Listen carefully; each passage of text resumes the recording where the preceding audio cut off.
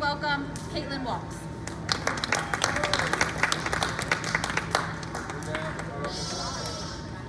Check, check. Can everybody hear me okay? Awesome. Good morning. Good morning. Welcome to Rabbits 101. I'm going to do my very best to give you guys an overview of what it takes to raise your own meat rabbits, which are one of the best entry animals in my experience.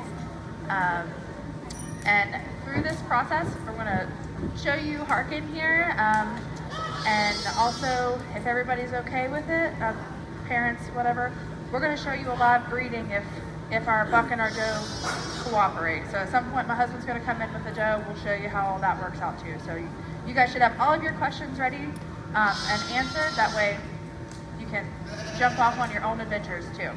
So we'll jump right into it. Uh-oh. We're not at the right resolution. So what are we going to learn today? Why rabbits, right? We're going to talk about rabbit biology and their health. We're going to talk about how you select the right rabbits for your herd, and then how you're going to handle them.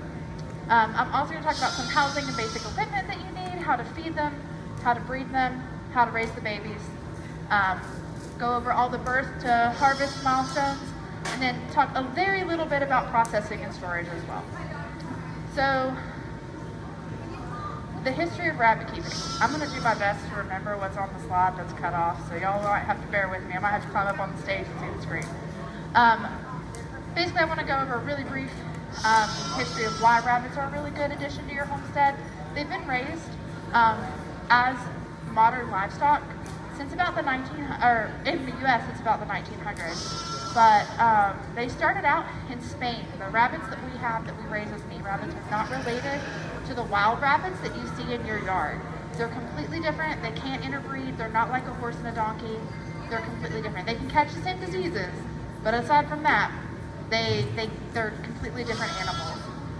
So the Spanish were the first to start what they called rabbit gardens. The Romans took that, grew it, expanded it, and they're the ones that are really responsible for domesticating our rabbits. The French then did what the French do and really expounded upon different rabbit breeds. They selectively bred, and they developed like the perfect meat rabbit that was good for cooking. So a lot of the rabbit recipes that you'll find are actually French in origin. By the 18th and 19th century, rabbits was like breeding only for the elite. The monks did it, and then eventually it became something that the modern person, like the lay person, could do as well. So in the U.S., rabbits didn't come here, the domesticated rabbits that we see today, till the 1890s. I don't know if you're a history nerd at all, but Guggenheim, Rockefeller, a lot of big names in the founding of the U.S. were pretty big in the rabbit industry. The rabbit industry was really, really large in the U.S. until about the 1950s. So early 1900s, we got an explosion of new breeds. We developed a whole bunch of what are called heritage breeds here in the U.S. Those include the American Blue, the American White, the American Chinchilla, and the Silver Fox. Now, all of these breeds fell out of favor over time in favor of more commercial breeds, like New Zealand's. You'll see Florida Whites.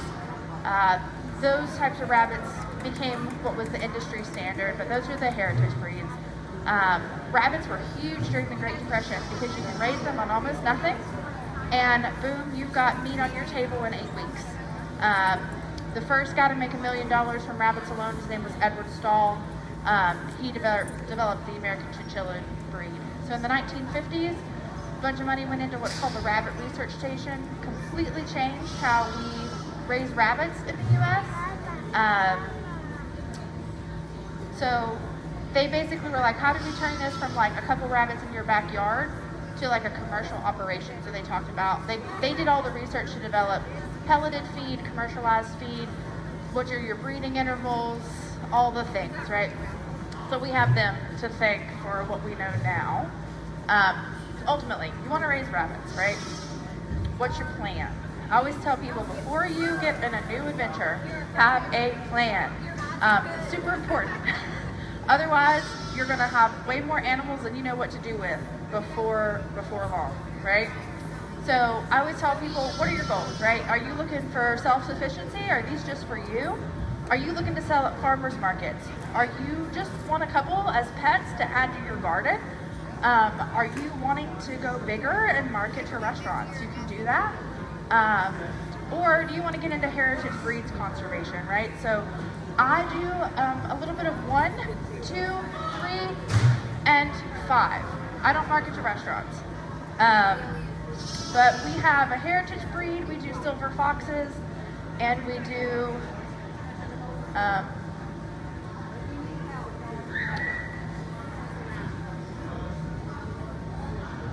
wonder if I can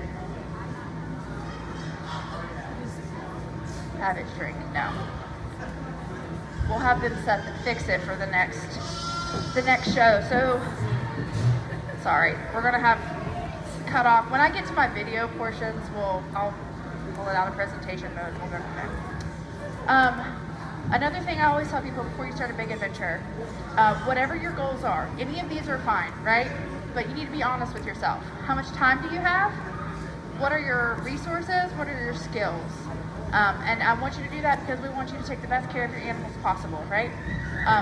When I tell people, as far as like a self-sufficiency mindset, we want our rabbits to have the best life possible in one bad day. That's all we're shooting for, right? So if that's all you're going for, a trio, 2 does and 1 buck can provide all of the meat that your family needs for a year if you are very intensively breeding. So a lot of people say, well, we can't raise rabbits, we can't live off rabbits. Entirely right. Rabbit poisoning is a thing. Rabbit poisoning is a myth. Rabbit poisoning, I shouldn't say a myth. Rabbit poisoning only happens when rabbit is the only thing that you eat, ever. And it's a protein poisoning, basically. So if you only eat protein, rabbit does not have enough fat on it to like help you absorb vitamins. It's just, if you were to only eat protein or like just live off protein shakes, you would have the same problem. So as long as you're eating other things, you're going to be fine. And I don't know anybody who lives off just rabbit alone. So from a self-sufficiency market, I always say, before you get your rabbits, make sure that you can process them. Otherwise, you're going to have a lot of pets very quickly. You're going to run out of space, right? I always say, if you're not sure, take a processing class. So we offer those. I teach people how to take your rabbit, humanely euthanize the rabbit, skin it out, package it up. I'll teach you some recipes. You know, we do the whole 9. And that's because I've seen people get a trio, breed them, and the next thing they know, they have 22 babies and they can't do anything with them. And that is not what you want to do. Rabbits need 8 square feet per rabbit. So if you went from 3 needing 24 square feet to those 3 plus their 22 babies, you're very quickly going to run out of space no matter how much space you're working with. Things that I always tell people to consider: how often are you going to eat it? Is this like a once a week meal? That's what we do. What parts of the rabbit do you want to use? Are you going to use as much of the rabbit as possible? Does that include tanning hides? That's an additional drain on your time and resources, right? So you definitely want to consider all that before you just jump in. How do you care about specific breeds, or are these solely for personal use? So what I mean by that: heritage breeds versus commercial breeds produce differently. Same thing with pet breeds. And if you do not care about it, these are just your backyard 10 rabbits that you're going to eat, get whatever you want to get, look for good lines, but you don't need to carry it. You don't need to worry about a pedigree. You don't need to worry about if they're registered. None of that matters. You're going to pay more for your breeding stock if you care about that. Like if you're going to market them for sale, or if you're going to show them, you can do that. There are a bunch of rabbit shows. You don't want to, if you're just going to market these guys or have them in your backyard, it's not necessarily a big deal, right? I always tell people, how are you going to deal with loss? If you're on a farm, you're going to lose animals. It is just a fact of life, and I'm pretty sure everybody here is familiar with that. So personally, I feel that the best way to honor these animals is to use every part of them wherever possible. So we found, we have a friend who has snakes. So whenever we lose a baby, we ziplock them, or not ziplock them, vacuum seal them, put them in the freezer, and they become snake food. It kills two birds with one stone, right? If you have kids, are you gonna involve them in the process? There's a whole conversation to be had about the circle of life there. I have a kid. She's going to grow up knowing where her food comes from. That's important to me. And then lastly, what style do you want to keep them in? There's 3 different ways to keep rabbits. We're going to go over those in great detail. Last but not least, like I threw in gardening earlier, rabbits are excellent for the garden because they're the only fertilizer that is considered a true whole fertilizer to put on any crop from day one. It's perfectly nutritionally balanced. It's a 2-1-1 fertilizer. You can throw it on anything. It won't burn it. It won't poison you. It doesn't need to age. I can take his rabbit droppings and put them on a plant I'm going to eat tomorrow, and it's fine. They're the only animal that needs 0 time to age their manure to use in the garden. And a lot of gardeners call it garden gold. Now, if you're going to market to bigger scale, it's a good option if you want to make a little money, but there's some hoops to jump through. If you're going to market rabbits to a farmer's market or to a farmer's market, you have to participate in the Virginia Rabbit Program. They're going to inspect you. They're going to make sure that you're processing everything. You're not contaminating your meat source with anything. All your stuff is clean to start with, right? And that's food protection. We want that, right? If you're going to do that, you need to consider insurance. Business insurance is a couple $100 a month. Usually when you're doing raw meat. If you are going to do this, consistency is the biggest thing you have to worry about, because what you don't want to do is get a contract and then not be able to fulfill it. So I kind of forayed into farmers markets and restaurants. Our neighbor is a professional chef. She was like, great, I want 10 rabbits a month from you. I'm going to put them on my dinner special on Friday night at one of the higher end restaurants in Charlottesville. Great, sounds wonderful, right? It is so hard to consistently produce 10 rabbits a month that aren't going back into my freezer, because what I'm not going to do is take food off my table and put it on somebody else's, without having a huge breeding operation. So just keep that in mind. Also, rabbits don't breed every month of the year. So you've got your weather, you've got scale to think about, you've got their breeding seasons to work with. So if you're going to have a contract like that or multiples, it's a lot to manage. So I always tell people, start out small. If you want to expand, cool, but do it once you get your systems figured out. Heritage Breeds Conservation is big at the American Rabbit Breeders Association. People who are breeding heritage breeds want to preserve them, right? They have a history with them. Our silver foxes, for example, are dual-purpose breeds. They're raised for their pelts and they're raised for their meat.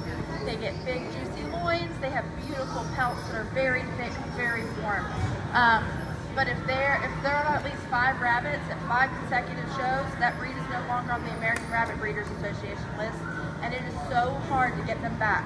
So there's a big difference between pedigreed and registered rabbits. And then if you're going to do for heritage breed conservation, the problem is you have to really steward your breed. You have to be willing to put the betterment of the breed above your own personal gain. So if you're just looking to raise for meat, heritage breed stewardship, maybe not for you right off the bat, but if you care about that kind of stuff, I do.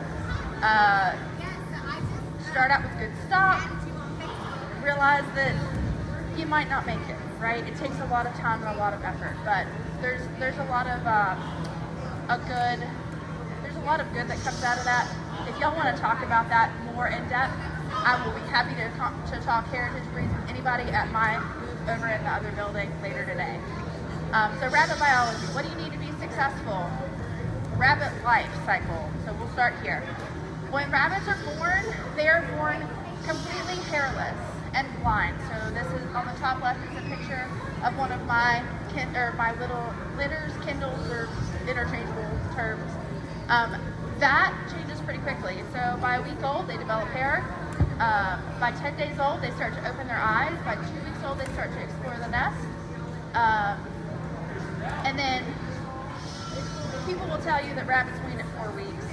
They don't. They really wean closer to 6. At least meat breeds, because they're bigger. It takes them a little longer. Pet rabbits that only get to be 4 pounds, they're ready to go at 4 weeks. My rabbits that get between 10 and 14 pounds, they just take a little longer to grow and mature. So 6 weeks is really the wean stage. In Virginia, it is illegal to sell a rabbit before they are 8 weeks old, though. You would not separate them from their mother before they're 8 weeks old. So if anybody is selling you a rabbit at 6 weeks old, do not take that rabbit. It will probably die. So you want 8 weeks old or older. I prefer to do 12. Baby bunnies are still getting some nutrition from their mom between 6 and 8 weeks. And we'll go over that a little bit later into rabbit health. So important thing to know, how long is your rabbit going to live? Your rabbit could live up to 10 years. Now standard average life cycle is 5 to 8. What I always tell people, it's a commitment. And they're going very much life cycle like a dog or a cat, right? So you're going to have them for a while. However, they're not going to be productive that whole time. A good buck, you might be able to still breed at 5 years old, but most does are going to peter out between 3 and 4 years old if you breed them pretty regularly.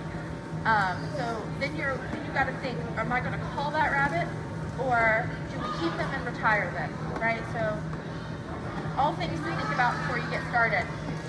And as far as processing goes, rabbits can be processed as early as 8 weeks. I always tell people, wait till 12. You still get a really good feed to meat conversion up to 12. And then you'll get like a 2 to 3 pound rabbit when you process them, which is enough for a meal or two depending on how big your family is. There's a difference between commercial breeds and like your heritage breeds in this. A lot of people will raise what's called Flemish Giants. Flemish Giants take 16 weeks to mature. At full grown though, they're 20 pounds. So if you wait till 16 weeks, you're going to have a 10-pound rabbit. You're going to get about 50-55% conversion. You're just going to get a lot more off of that rabbit, but they grow their bones first before they start growing their muscle, which is the meat. So there's some things to think about when you're choosing your breeds. As far as rabbits go with rabbit health, what are you going to feed them, right? Pellets is the easiest answer. Rabbits need hay though. Pellets are considered nutritionally complete, and a lot of people will say, in a commercial setting, will say, we're only going to feed pellets. You can do that, you can get away with it if you're happy with trimming your rabbit's teeth. Why? Rabbits are rodents. Their teeth will grow always. They will never stop growing as long as that rabbit is alive. So if you don't give them hay, you'll have to file their teeth down or clip their teeth off. That's a whole process. So we feed unlimited hay. That's what I recommend doing. You want to do a Tennessee, an orchard, not alfalfa. The poorer quality of the hay, the better it is for the rabbit. Because you want a rough hay that's got, I feed a lot of good quality hay on purpose, right? So those are hay that has twigs and sticks, because the rabbit's going to chew that, it's going to gnaw their teeth down. You will never have to clip your rabbit's teeth if you feed them hay. So that's why we do that. Our rabbits, they get some forage from our yards, they get some grass, they get some plants, some flowers, they love marigolds, things like that. People will say you can free range rabbits. You can. It's super irresponsible to do so, because you can't control their breeding. They're not native here, and they're considered invasive. So out in Oregon, there is a farm where someone let a bunch of rabbits loose. They kill about 600 a year off that farm, and they are overrun. And that's because rabbits can have babies every 28 days, and these larger rabbits can have litters up to 14. So very quickly, you wind up with an exponentially exploding population. So I don't free range them. If you're going to free range them, if that's what you want to do, like you free range your chickens, I recommend rabbit trackers. We'll talk a little bit about that. So common diseases to worry about in rabbits. Coccidia. If you're familiar with chickens, you're familiar with coccidia, right? The best way to prevent coccidia in your rabbits is to keep them off the ground. That means a cage-style system, right? That is the best way to do that. Rabbit syphilis is another big one that kills a lot of rabbits. Unfortunately, lots of rabbits have rabbit syphilis. So when you pick up, when you get your rabbits that you're buying them, you want to check their genitals, make sure they look clean. It's very easy to see if they've got little pus bubbles on them. If that rabbit does not look clean and healthy, you don't want it. You don't want that in your breeding stock. Now you can eat it, it's fine. That doesn't transfer to the meat. But it can cause your rabbits to die, and it can cause your babies to have a higher mortality. So if you can start with clean breeding stock, you're going to want to start with clean breeding stock. Pasturella is a big one. It's also called sniffles, right? So if you see a rabbit's got a runny nose, they've got sniffles. They've got the Pasturella virus. There's no treatment for it. All rabbits basically carry it. It's passed from wild rabbits to domesticated rabbits and back and forth.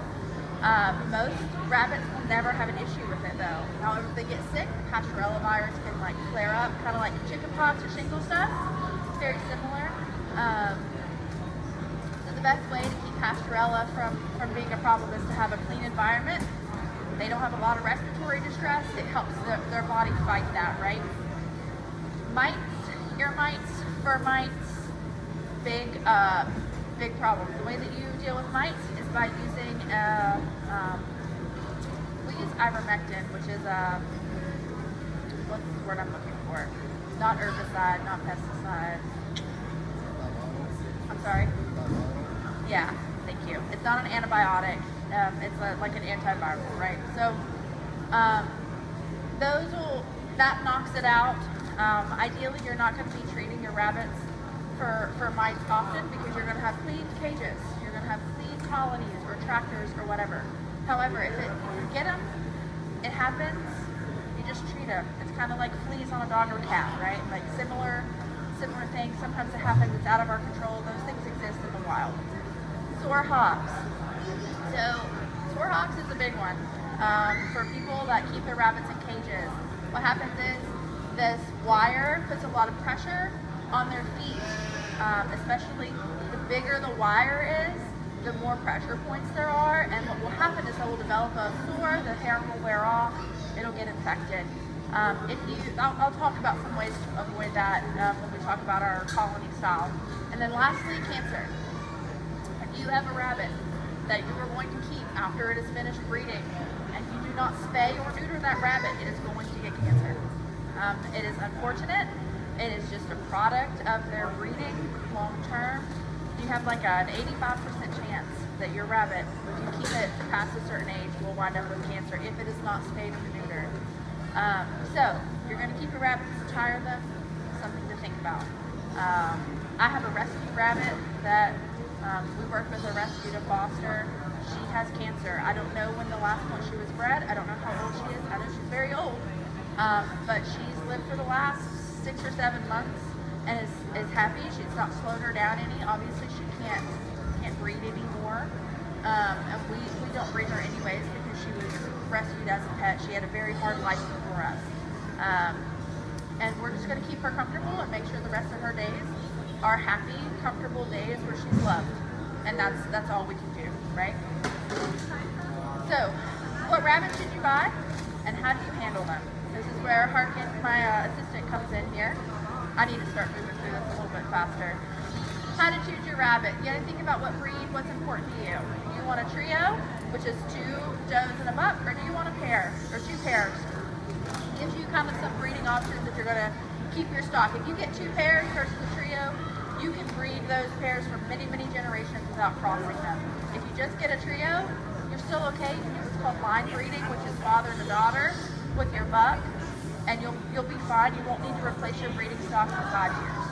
So, things to think about. Find a breeder.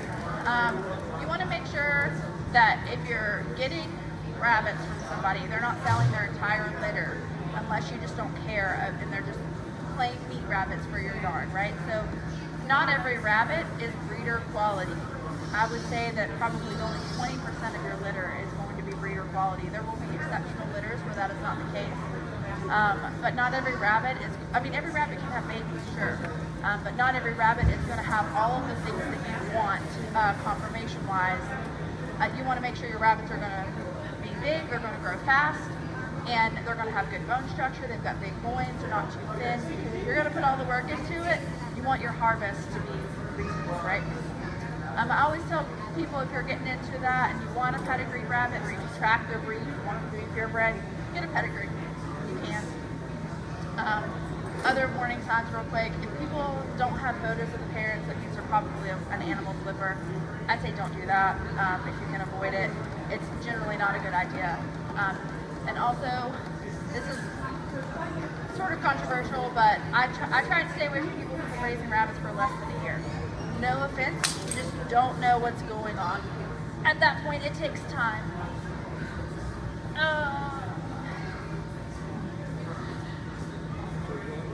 I can use it. It's still clickable. Yeah. Yeah. Just bought 2 new ones. I'll replace it. As far as bringing your rabbit home, you need to make sure you're asking for transition food. You want to transition them from what they were feeding to what you're going to feed, and make sure they're healthy. That's important. Rabbits have very sensitive digestive systems, so you don't want to shock them. Have your housing plan already set up. Don't get rabbits unless you already know how you're going to keep them. And then, once you get them to your farm, quarantine them for 30 days. If that rabbit was sick, you don't want it to infect the rest of your herd, whatever that is, right? And I can't see what 4 is. Can you read 4 off the screen? Oh, yeah, how do you handle them? So, when you're going to get your rabbits, the easiest way to handle them is to pick them up like a puppy or a kitten. They've got a lot of hair behind their scruff. You're going to pick them up like this. If they squabble around or whatever, rabbits are very much a, if I can't see it, it doesn't exist animal. This boy is tucked under my arm. He doesn't know what's going on. As far as he's concerned, he's safe, because if I can't see it, it can't see me. That's how they are. I don't know why that is, but that's how they are. That's the best way to handle them. Thank you. Housing and equipment. Have your rabbits equal quality food. You don't want your rabbits sick or stressed, right? Oh, sweet. Thanks for turning that for me. So there are 3 different ways to keep your rabbits. Cages or batteries. It's a good way to keep your breeding controlled. You can track everything really easily. It allows you to put your eyes on each individual rabbit every single day, so you can check their health and see if anything's wrong. And it keeps them safe from predators. Cons. A lot of times, people who build rabbit cages don't build them big enough. A rabbit needs 8 square feet to be happy. That means if you get one of these stacked cages that are 18 inches by 24 inches, that rabbit doesn't have enough space. They also tend to not build them tall enough. These guys like to stand on their back feet and look around. You want to keep your rabbits happy, right? They can, in these battery-style cages, if one rabbit has an infection, it can pass pretty easily in the herd. So that's a con. Another con, it does take longer when you're feeding each individual rabbit. It's and I'll show you some other setups where it's a little quicker. But if you want to go large scale, this is the way to do it. This is how you're going to keep track of your breeding. This is how you don't get overwhelmed. So things to think about that. Another thing, if you're going to keep cages, you always need more cages than you think. You might think, well, I have 1 male and 1 female, so I need 2 cages and then another cage for their babies. That's not true. If you have 1 male and 1 female, you need 6 cages. How does 1 plus 1 equal 6, you ask? Well, 1 plus 1 equals 6. Because you got a cage for your male, you've got a cage for your female, right? Once that female weans her babies, you need to break those babies out. So then they get a cage on their own. Then you divide them by their sex, males and females, right? So then that becomes 4 cages. So you've got mom and dad, a cage of ladies and a cage of boys. But what happens if your rabbit had 10 babies and 8 of them are boys?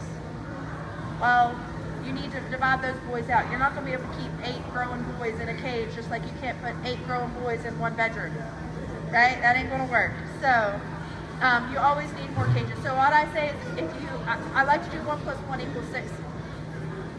I'm getting there. 1 plus 1 equals 6. Other style, colony style. A lot of people love colony settings. They're very set it and forget it. It can be easily automated. That's when you have like a big area that you fence off and protect. If you let your rabbits wild, they do what they do. Doesn't take a whole lot of input. The great thing for these is if you don't have a whole lot of time but you want to have rabbits, cool, that's a great way to do it. Problems with colony style setups, it's harder to keep them safe from predators. Everything likes to eat rabbit, it's just true. We do, but so do all of the wild animals. They can quickly get out of hand. You can become very overwhelmed because they will breed every 28 days. The doe is most fertile the day she gives birth, and that buck will be right on it. I promise you they will be right on it. So breeding is difficult to track. Unless you just have one buck and one doe, then it's going to be really hard to track. However, those babies can have babies before you're ready to process them. So things to think about. Health issues are rampant, and if you don't give them enough space in a colony setting, they will fight and kill each other. They are territorial. So some cons and some pros. Middle ground for a lot of people is to keep them in these tractors. Again, your breeding is controlled, your record keeping is great, you're able to keep them happy and healthy, except for coccidia. You have a slightly higher risk for coccidia when you keep them on the ground like this. Now, if your rabbit tractor is actually lifted off the ground where high grass can get in, but they can't contact the ground, that risk goes away. It also keeps them safer from predators. So cons is that health issue, that coccidia we talked about. Time of the year matters. Rabbits do really well in the cold, but they do not do well in the heat. Anything over 85 degrees will cause your rabbits to go sterile, but they can also die of heat stroke really easily. So if you keep them in a tractor and you're not providing shade and water and fans, they can very easily get overwhelmed in the hot months of the summer. They grow slower. On the tractor style, a lot of people do tractors and they don't feed pellets. You can do that, they're just going to grow slower. The other thing to think about is rabbits are natural burrowers, right? So the way to combat that is to put wire in the bottom of your cage like this one that they can't dig through. Otherwise, they're going to dig themselves right on out of that cage. There's nothing you can do about it. I have a friend who has rabbits. They're a rescue. They got a bunch of rabbits. They weren't set up for it. She's got about 45 holes in her yard. I'm not kidding. There's a lot of holes in her yard. Until they figured out how to keep them from digging. So things to think about, no matter what cage style you choose, your environment matters. Are you going to keep them indoors or outdoors? How are you going to control the climate? Rabbits scare really easily. They're prey animals, right? So if you've got a lot of barking dogs and screaming kids, they're going to be stressed.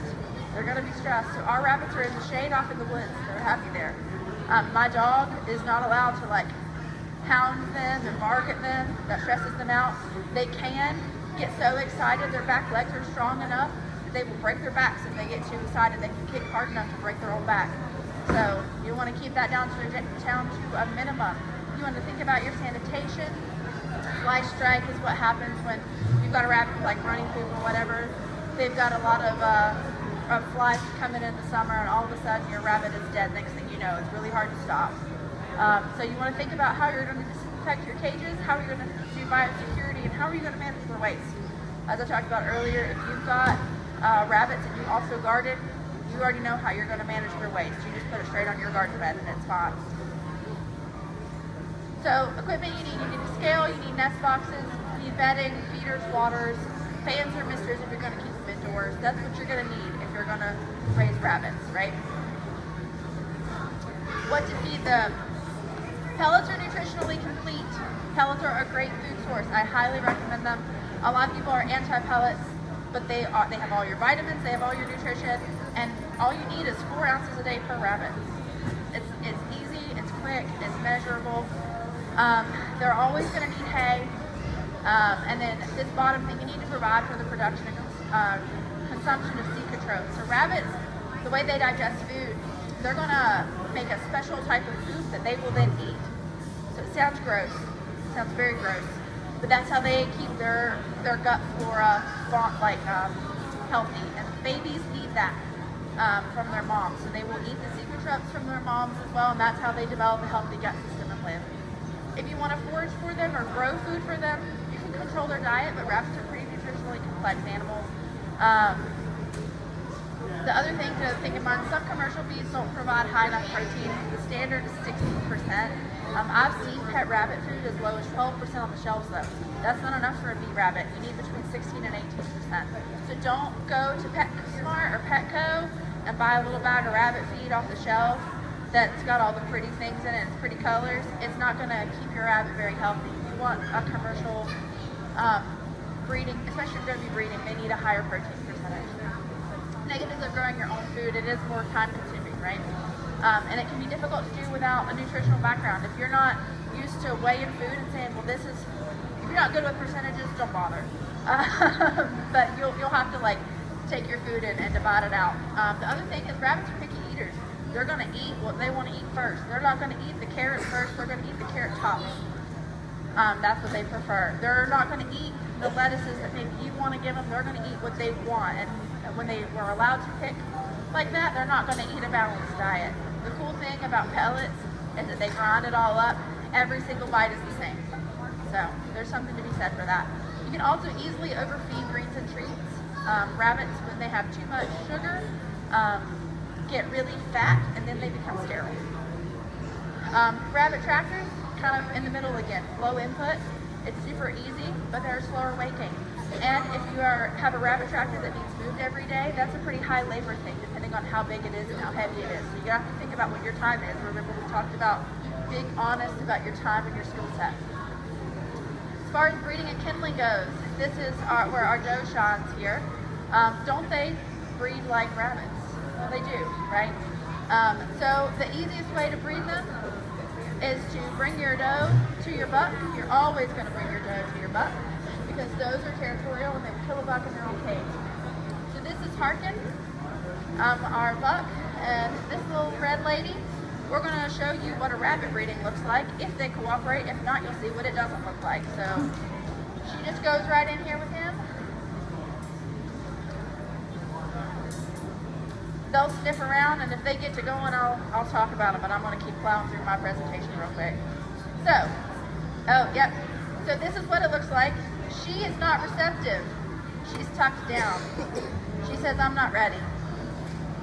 He's going to keep trying. He'll try and sweet talk her into it. If he's successful, he will bunch up, go eat, and then fall off. He's probably not going to be successful. She's saying no. She's stressed out. This is loud. It's a big environment. It's new for her. She's probably not going to be very receptive. So if I see this, I don't let them keep trying too very long because she'll get frustrated. She can castrate him for you. So we'll keep them, or we'll separate them out here in just a second. And keep both of your rabbits safe and healthy. Now, I usually give about 5 minutes. If it's not successful after 5 minutes, take them out, try again the next day. The cool thing about this is rabbits are induced ovulators. So if she's not receptive, there's only about 4 days of the month that she won't be receptive. If she isn't receptive, that's fine. This can make her ovulate. So you try again tomorrow or the next day, right? That's how you do that. And usually that second breeding so if you don't want to do the guesswork, you can look at their vulva. It should be dark pink and wet. It takes a little time, right? Sometimes you gotta sweet talk them a little bit. It takes a little time. For bucks, you want to make sure that they are old enough to figure it out. People think they are fertile at 3 months old, but I've never seen a buck that's 3 months old that's going to figure it out the first try or even the 15th. They're all over the place. They're on her head. They're on her side. They're not where they're supposed to be, I promise. So kind of like humans.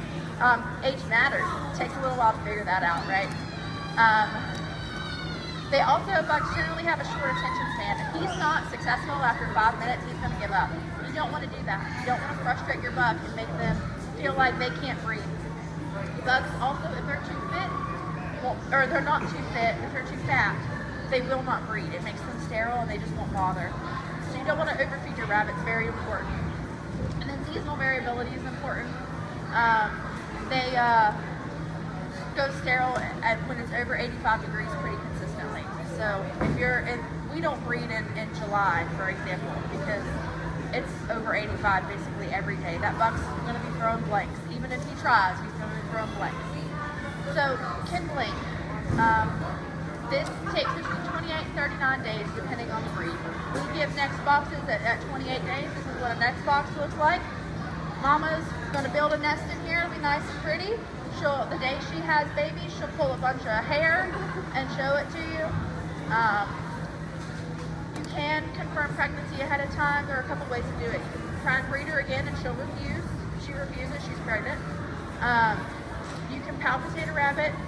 You feel under their undersides. It feels like little bitty grapes in there. That's not real good. But the most common way to do it is just wait. It's 28 days, right? So if they have 28 days and they start pulling hair and building a nest box, they're pregnant. You know, I'm going to show you a picture of Fiona here building the nest box real quick, so you see what that looks like.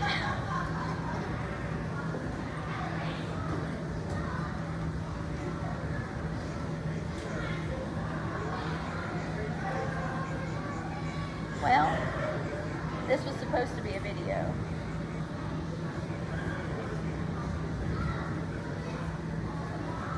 And it may not. Of course it's not going to work. Yeah, but it looks like it's not shown on the screen, so it is, but it's okay. We'll just keep going. That's not what I wanted.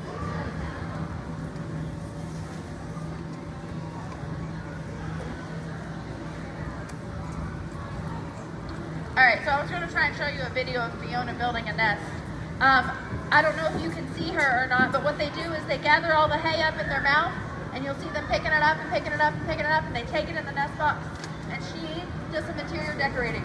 She does exactly what she wants to do right in there. So if you see that, they're gonna have babies. So make sure your nest box is clean, make sure it's available, watch for them for full fur. So next. There we go. Kindling. This is what they look like when they're first born, right? So you want to check this litter when it's born. You want to make sure that they're all alive, make sure there aren't any dead babies. If there are dead babies, remove them. They don't have hair. A dead baby will kill the rest of your nest and kill it. Move out any ones that are that haven't made it. Usually, mom will take care of that before you get there. Rabbits are cannibalistic. Don't be worried if you see her eating a baby. There's something wrong with it. Let her do it. Potential things to worry about. They're most vulnerable between days 1 and 3. So between days 1 and 3, we check our nest boxes every single day. Remember, one cold kick can kill your whole litter. So we do that. You sometimes worry, new moms don't necessarily make milk the first time. But it takes the rabbit 24 hours for her milk to come in. As long as those babies' bellies are fat and not wrinkly, they're fine, they're being taken care of. The rest of it is all, if she doesn't build her nest in the box, let's say she builds it on the wire, or if you have a cage or somewhere else, you can move that nest if everybody's alive and put it in your box. We give our does 3 chances to get it right. So sometimes it can be a little hard if you breed them early. It takes them a little while to work out their maternal instincts. So what about kit growth? They're going to grow the most between days 1 and 10. That's when they're blind. Between 10 and 14, they're going to open up their eyes. Between 14 and 21, they're going to start moving around. And then 21 to 48, so 3 weeks to 8 weeks, they're going to grow a lot, right? We remove our nest box on day 17 when it's hot outside, and day 21 when it's cold. Why is that? Well, rabbits self-litter train. They're going to start using this box as a litter box eventually. So you don't want your babies in the box also using it as a litter box, because then it's really hard to disinfect and get clean again. So that's why we do it after 21. When it's cold, that box provides no extra, it doesn't serve a purpose really. It can keep them warm. If there's going to be an ice snap, it's January and there's going to be an ice storm, I throw their nest box back in there for that, so they can have a place that's sheltered. But other than that, we pull the nest boxes and you should too. Know when to foster. I said earlier, rabbits can have up to 14 at a time. Most litters are going to be between 8 and 10 though. If you have a rabbit that has 14 babies, most rabbits only have 8 to 10 teats. So if there are 14 babies, you're going to want to foster some, because rabbits are going to feed their babies 1 time a day. She will slide in here, stand over them, hover, and it's a free-for-all. If the baby makes it, great, they get their bellies full. If not, they don't get fed. So some moms will feed twice a day if they have bigger litters, but not all of them, and that's not something that you can control. So we always have 2 does kindling at the same time so we can foster them if we need to. Not every rabbit will be a good foster mom, but if they have them on the same day and you get them moved over on the same day, you have a higher chance of them being good foster moms. If you lose your whole litter, when do you rebreed? They're most fertile the day they lose their litter. They're most fertile the day they give birth. If you want to let them have a chance, it's fine. You can induce ovulation. We always give ours a couple weeks so they can recover, right? You don't have to though. If you wanted to rebreed them this very same day they kindled, you could. Birth to harvest, other important milestones. How do you feed them? Don't, just because you breed mama, don't start feeding her more immediately. Until the day she gives birth, they need 4 ounces a day. That is true all over. If your mom gets fat before she births her babies, it can cause her to have complications birthing those babies, so you don't want to do that. Between kindling and 10 days old, we give them 8 ounces per rabbit in the box, or for mama, sorry. And then after 10 to 21 days, same thing, 8 ounces for mom. If the babies are starting to nibble, you can add a little extra, but they are primarily fed by mom still then. So at 21 days, I fill their feeders up. At 21 days, those babies should be starting to nibble and eat food. Mom's milk is starting to go out, and fill it all the way up. Whatever they will eat in a day, you can feed them. Now, if you see them only finishing half of it, the next day don't top it off, right? Give them as much food as they will eat in a day, but no more. And as soon as you pull those babies off, drop mom back down to her 4 ounces. As far as weaning goes, the best age for weaning I kind of talked about earlier, in my opinion, is 8 weeks. Mom will naturally wean at 6, but I don't pull them till 8. It gives them some time to kind of peter off, get French dough from getting mastitis. We don't want clogged milk ducts. That's always very painful. Should you remove the doe or the kits from the cage? Remove the doe is what most people are going to tell you. If you move all of the kits to the same cage though, they're not going to get shocked. It's okay. If you move the doe, she starts over in a brand new cage.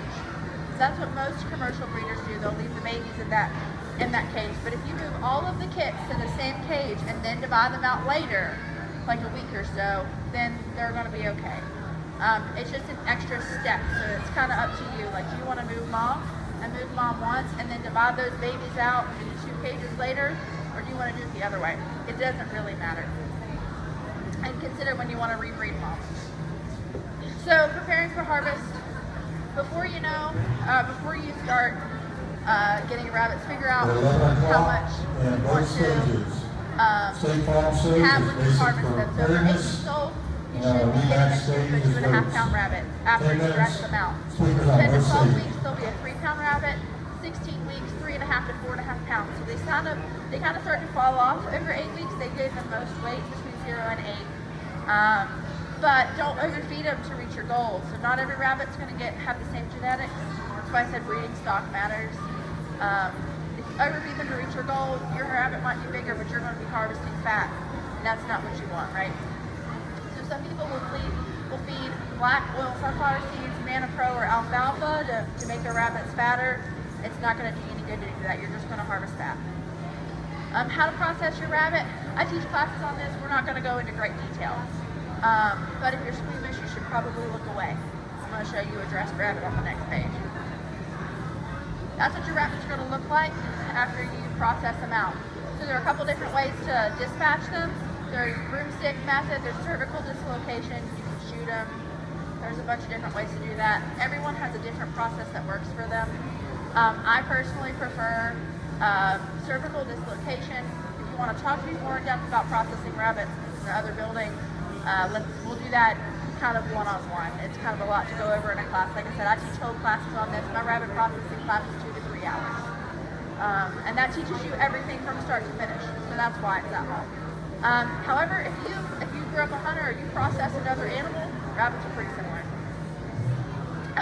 You're going to need some good tools, things to have in your arsenal if you're going to process rabbits. You need sharp knives, something to hang them on, a bucket, some ice, and then some snips, some heavy duty cutters of some kind to cut the bones. Next steps, you're going to chill them, age them if you want to. Don't age rabbit 30 days like a beef cow. Rabbit ages in a day or two. 24 hours is pretty solid. After that, you want to be freezing them or canning them, something. You want to put them up. You can vacuum seal them. You can shrink wrap them like you do a chicken. They fit in a chicken bag. I don't know if you've seen like the shrink wrap chicken bags. Those fit rabbits too. And then start recipe planning. People will tell you, I don't like rabbit because it tastes gamey, but people don't brine their meat anymore either. Meat you buy in the grocery store is already brined. So the way to take out that gamey taste is to brine your meat.